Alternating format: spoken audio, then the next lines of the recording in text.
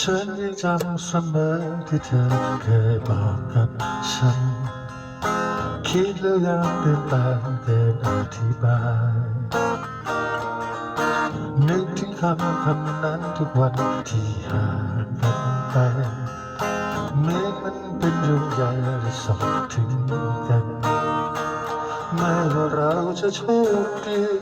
หรือบางทีที่ร้องไห้ต่างคนสนใจจะฟังเพราะวันนั้นชีวิตเรื่องจริงมันต่างจากฝันไม่เคยมีวันจะเจ็บช้ำใจ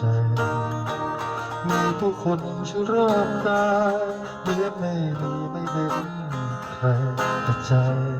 ที่ฉันยังมีเธอคือที่แรกแสงไฟวางใจมัวมนขอเป็นใครสักคนห่วงใยกันวันที่เสียน้ำตาวันที่ฟ้าเปลี่ยนพันเธอก็ยังมีฉันอยู่ทางโค้งฝนที่ตกทางโน้นดาวถึงคนทางนี้ยังอยากได้ยินทุกเรื่องราวยังนอนดึกอยู่ใช่ไหม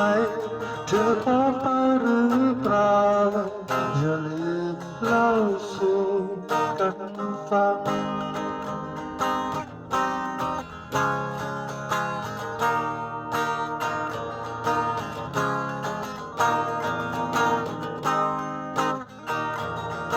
เพราะว่าในชีวิตเรื่องจริงมันต่างจากฝั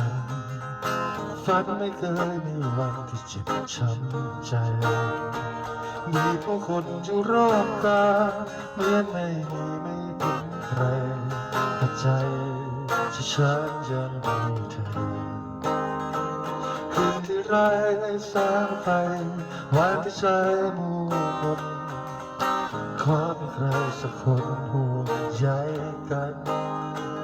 วันที่เสียน้ำตาวันที่ฟ้าเปลี่ยนพันเธอก็ยังมีฉันอยู่ทั้งคนฝนที่ตกทางโน้นดาวถึงคนทางนี้ยังอยากได้ยินทุกเรื่องราวยังนอนดึกอยู่ใช่ไหมเธอพบไปหรือเปล่าอย่าลืมเล่าสู่กันฟังก็ฝนที่ตกอยู่ทางโน้นดาวถึงคนทางนี้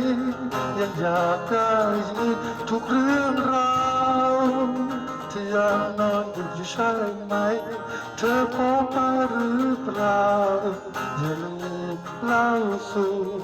กันฟังอย่าลืมเล่าสู่กันฟัง